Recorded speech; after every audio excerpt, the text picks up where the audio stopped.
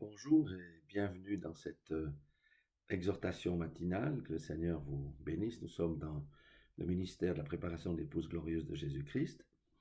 Cette petite exhortation parle de nos choix. Est-ce que nos choix sont bons? Est-ce que mes choix sont bons? Nous allons prendre quelques versets qui vont retracer un petit peu l'histoire de l'humanité.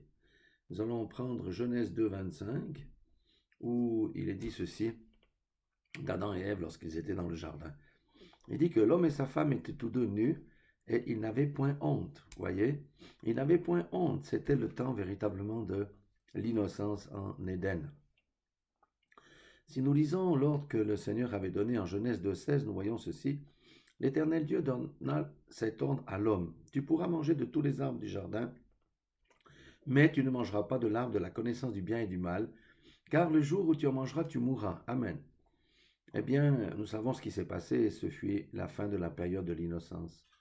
Et depuis ce jour-là, l'homme fut placé devant ce choix, celui de faire le bien ou de faire le mal. Et ce jour-là, c'est ce jour-là que le péché fut introduit. Et nous savons que le salaire du péché, c'est quoi? C'est la mort. Bien sûr que Satan a menti à Ève en lui promettant la vie éternelle, mais c'est la mort qui est entrée dans l'humanité, car comme je l'ai dit, le salaire du péché, c'est la mort. Donc vous savez qu'il y a deux types de mort. La première mort, c'est la tombe, et la seconde, c'est les temps de feu. Mais ici, nous avons aussi une bonne nouvelle ce matin, une très très bonne nouvelle, c'est que cette innocence perdue, nous pouvons la retrouver. Et comment pouvons-nous la retrouver? C'est en revêtant Christ. Amen. Alléluia. Ça, c'est véritablement une très bonne nouvelle. Nous allons poursuivre et regarder un petit peu ce qui s'est passé du temps des Hébreux, du temps de Moïse, du temps de Jérémie, du temps des prophètes. En Deutéronome 30, verset 19, il est dit quoi? C'est Moïse qui parle, hein? Je prends aujourd'hui à témoin contre vous le ciel et la terre. J'ai mis devant toi la vie et la mort, la bénédiction et la malédiction. Choisis la vie afin que tu vives, toi et ta postérité. Amen. C'est le Seigneur qui parle au travers de la bouche de Moïse. Vous voyez, l'homme est libre de ses actes, mais pas de leurs conséquences. On ne répétera jamais cette grande vérité biblique assez, cette grande vérité biblique. L'homme est libre de ses actes, mais pas de leurs conséquences. Au bien est associée la bénédiction et au mal la malédiction. C'est une loi de la cause à effet. Le sang appelle le sang. Voyez, si quelqu'un tue, eh bien, il y aura une punition. C'est tout comme l'avortement qui est un meurtre, le sang est versé, un esprit de mort vient, on donne un droit légal à un esprit de mort. L'épée appelle l'épée. Voyez, nous voyons ça dans les gangs, partout il y a des gangs en fait. Les hommes tuent, mais ils se font tuer aussi. C'est ainsi. La repentance appelle le pardon. Amen. Si quelqu'un se repent, il a le pardon.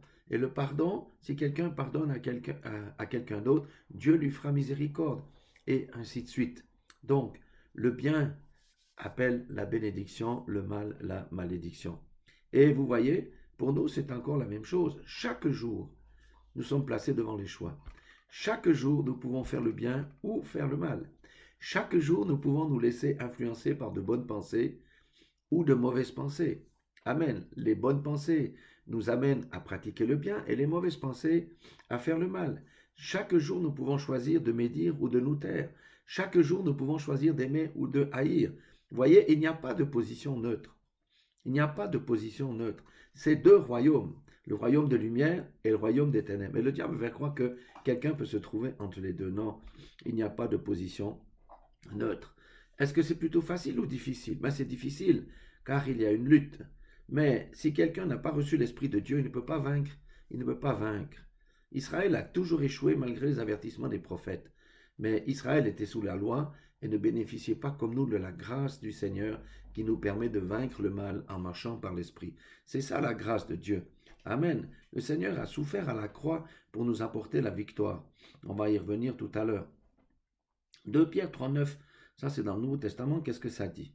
Dit que le Seigneur ne tarde pas dans l'accomplissement de la promesse, comme quelques-uns le croient, mais il use de passion envers vous, ne voulant pas qu'aucun périsse, mais voulant que tous arrivent à la repentance. Amen. Ça, vous voyez, c'est la volonté de Dieu que tous soient sauvés. C'est la volonté de Dieu que tous soient sauvés, mais Dieu nous a laissé le libre arbitre, il nous a laissé le choix.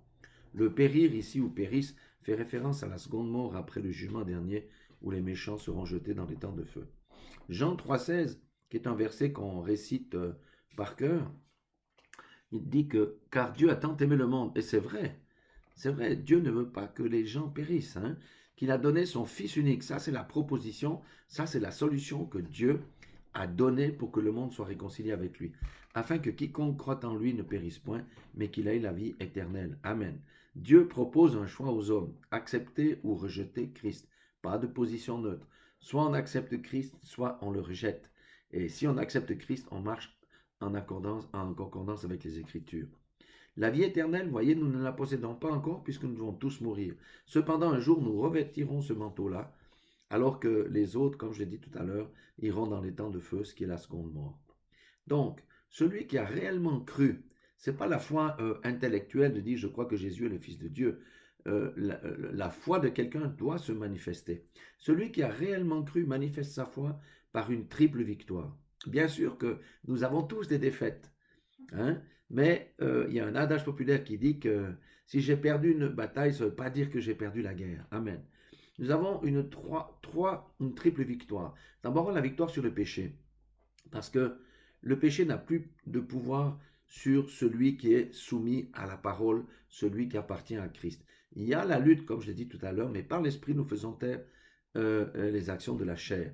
Donc, la deuxième victoire, c'est la victoire sur sa chair. Pourquoi? Parce que la chair est crucifiée. Et pourquoi? Parce que nous nous dépouillons de l'ancien homme pour revêtir l'homme nouveau. Parce que nous marchons de progrès en progrès jusqu'à la maturité parfaite de Christ. Amen. Et la troisième victoire, c'est sur Satan et ses démons. Parce que la Bible dit, soumettez-vous à la parole de Dieu, résistez-lui, et il fuira loin de vous. En étant soumis à la parole de Dieu et en résistant au diable, parce qu'il y a une lutte, il est obligé de fuir. Et au nom de Jésus, la maladie et les démons sont chassés. Amen. Et pour terminer, le Seigneur nous exhorte encore ce matin en disant dans Matthieu 10, 22, vous serez haïs de tous à cause de mon nom, mais celui qui persévérera jusqu'à la fin sera sauvé. Voilà ce que le Seigneur nous demande, c'est de persévérer. Parce que plus les ténèbres sont sur la terre, plus le nom de Jésus est haï, et plus le nom de Jésus est haï, plus ses disciples seront haïs aussi. Mais le Seigneur nous dit de lever la tête car notre délivrance est proche. Donc, vous le voyez, nous sommes tous confrontés à des choix. Si nous marchons par l'Esprit, prenons les choix qui mènent à la bénédiction. Amen. Et s'il nous arrive de prendre un mauvais choix qui nous amène dans le péché, nous avons une porte de sortie qui est la repentance pour nous remettre en ordre avec Dieu et continuer dans la bonne direction. Voilà, soyez tous bénis dans le nom puissant de Jésus-Christ. Que le Seigneur nous fortifie tous, car nous avons besoin encore de sa grâce manifeste dans notre vie et poursuivons véritablement dans la bonne direction. Amen. Que cette journée soit une journée de joie et de grâce pour chacun d'entre nous.